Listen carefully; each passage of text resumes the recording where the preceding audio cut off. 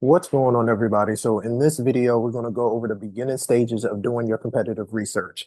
Now, in the last video, we talked about getting your hashtags. That's just the half of the battle. So getting your hashtags starts the process.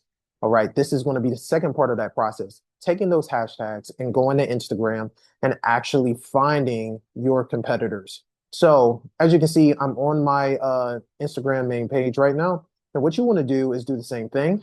Um, and after you go to your page, you want to go to the search column in the bottom, where the magnifying glass is.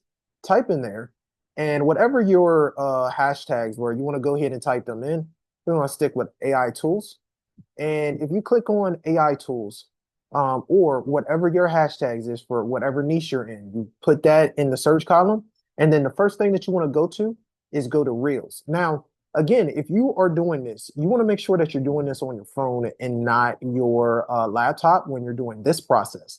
The reason being is because you're not going to be able to see everything that you need to see on your laptop when it comes to this particular process. So again, once you put in one of your hashtags, and again, we're going to go over a couple so that way you can kind of see the process and how I go through the hashtags and trying to find these competitors. But most importantly, like I said, you want to do this on your phone. So the first thing you do, you go to the magnifying glass, you put in one of those hashtags. You want to do it one at a time.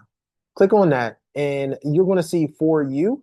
And of course, this is going to have a mix of videos and also reels and also images. You want to go to reels.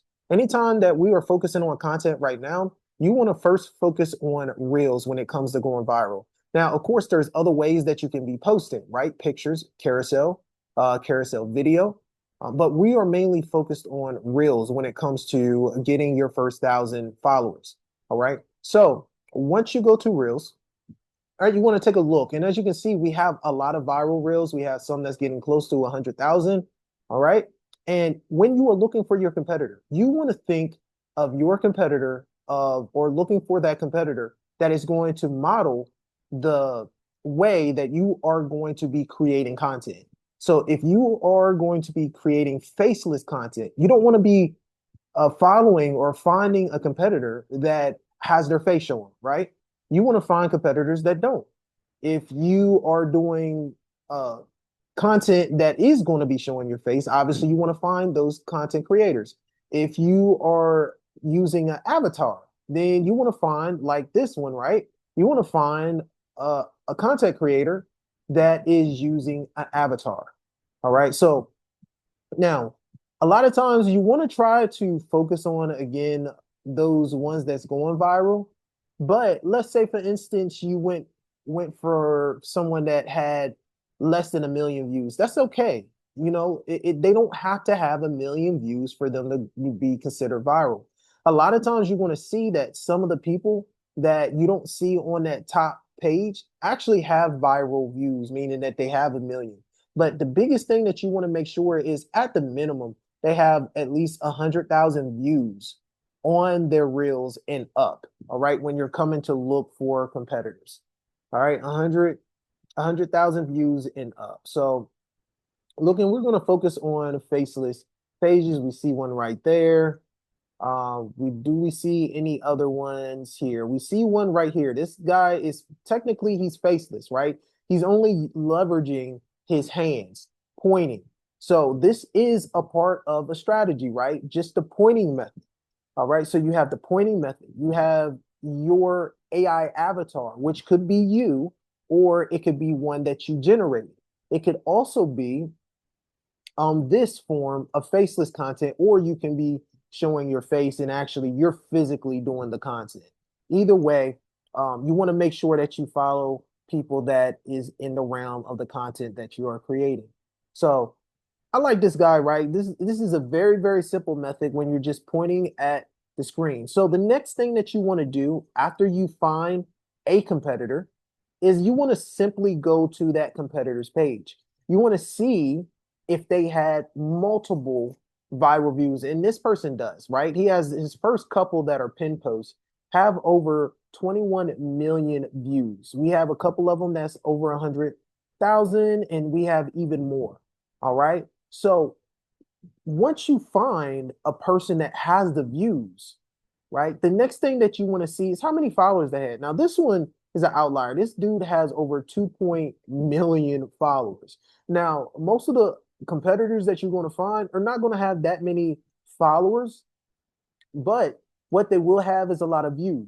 So let's say, for instance, that your competitor has 50 followers, right? But you look at the views and they have twice as many views. At the minimum, guys, you want to make sure that your followers has 2x more views than they do followers at the minimum. Okay. So it's okay for them to have low followership. The biggest thing is, how are their views? The next thing after that that you want to look at is when you go to their videos, how many likes do they get? How many comments do they get? Because ultimately, if they're getting that many likes and that many comments, how many do you think you're going to get when you recreate this content?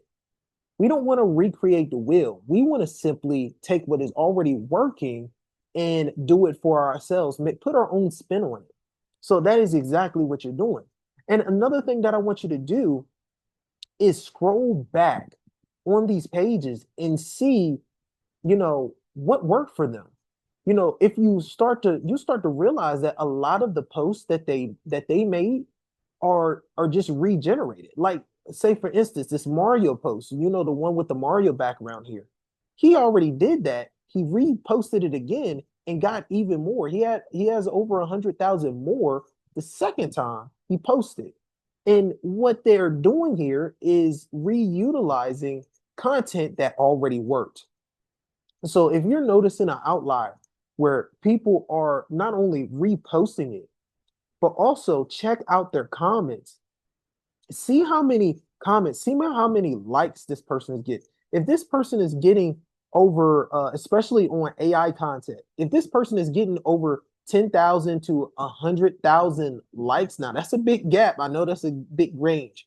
But if they're getting that many likes, that many comments, that's an outlier post, meaning that that is a post that stands out above the rest. You want to find not only that your competitor is making viral content, but you also want to go into their comments and see how much engagement they are getting on that particular post. Like this one has over 7,000 likes, but how many comments does it have?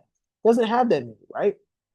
So that might be a really good piece of content. Obviously, it got 3,000 views, so it's a really good piece of content, but it's not an outlier. It's not something that is eye popping and says, "Oh my goodness, look how many likes it got. Look how many views it got. Look how many comments it got." You know what I mean? So this one had over 1 point, let me go back to it.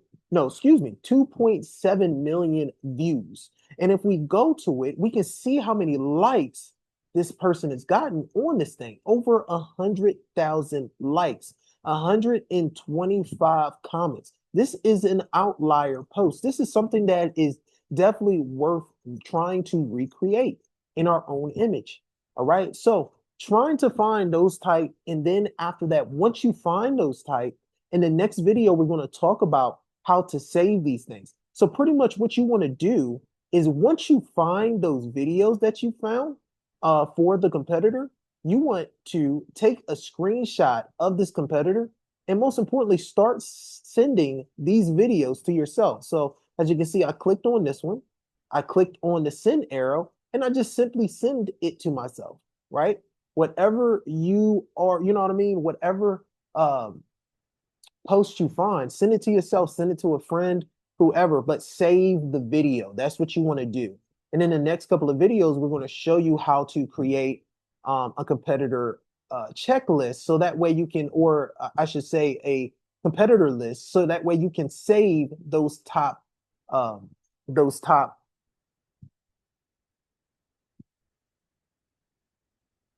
reels.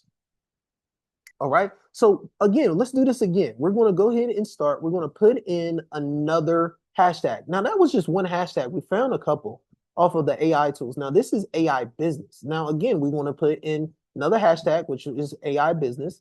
We want to go back to Reels. We're doing the same thing that we did before, guys. Again, we want to still keep it the same. If you are creating content that is faceless, focus on content and content creators that are focusing on faceless content. It's no point of you trying to focus on somebody that's showing their face when you don't want to show your face. You know what I mean? So focus on those type of creators. Make sure that their content has over 100,000 views and up.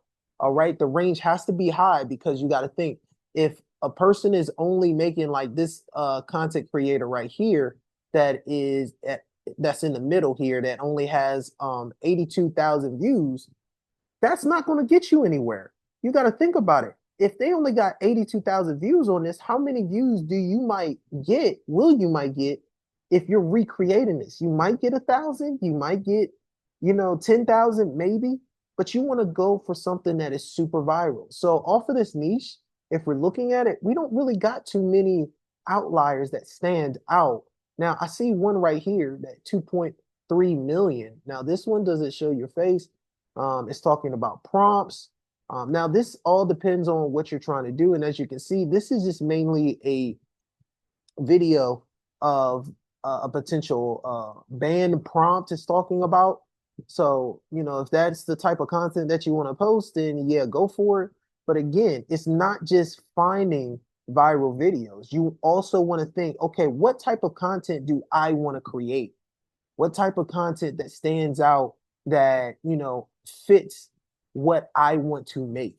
And if this type of banned prompts is what makes you money, or I should say not make you money, but that you want to do, then go for it. But otherwise, stay away from it.